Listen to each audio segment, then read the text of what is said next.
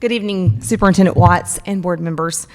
Did you know that the first study revealing the power of structured literacy versus whole language was a meta-analysis written by Harvard scholar Gene Shaw called Learning to Read, The Great Debate, and it was published in 1967.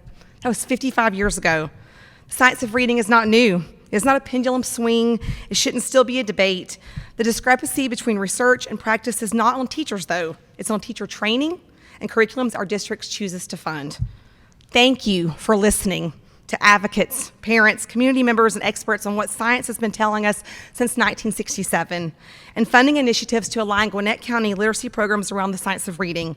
As a parent of one of over the 38,000 children in this county with dyslexia, I sincerely thank you for funding universal screeners to identify struggling readers as early as kindergarten, securing funding for training teachers and administrators in Orton-Gillingham and letters, and piloting 2 literacy curriculums based on the science of reading this fall in 45 elementary schools. These initiatives will change the trajectory of thousands of students' lives and allow this county to ensure that every kid learns to read. Now let's talk about what's next. Recommendation 1.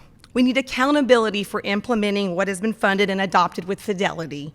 Substantial research goes into designing interventions, and it's important to implement as it was intended, or what we would say with fidelity, to increase the likelihood of consistently obtaining the results you're looking to achieve. Board members, let's keep asking questions for updates on implementation. What gets elevated, gets celebrated, and repeated in our classrooms countywide. Recommendation number 2, we need to purge schools of resources and interventions and methodologies that do not align to science so that we do not undermine our initiatives and waste this generous funding. We are piloting 2 curriculums this fall and will adopt the best one in 2023. But along with that, we must remove all balanced literacy programs, such as, but not limited to, Fontes and Pinnell guided reading, benchmark assessment systems, level literacy intervention, and reading recovery. If a decision is made to keep any of these programs, we must ask the district to publicly post the funding required to resource and employ teachers for these interventions and how many students are proficient readers in 3rd grade after this intervention has been completed. If our return on our investment isn't as great as our new initiatives, these resources should be collected, shredded, and defunded by 2023.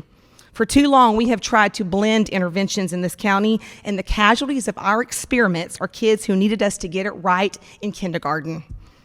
My 3rd recommendation, drop all Lucy Calkins units of studies and adopt a strong writing curriculum to build early foundational writing skills starting in kindergarten.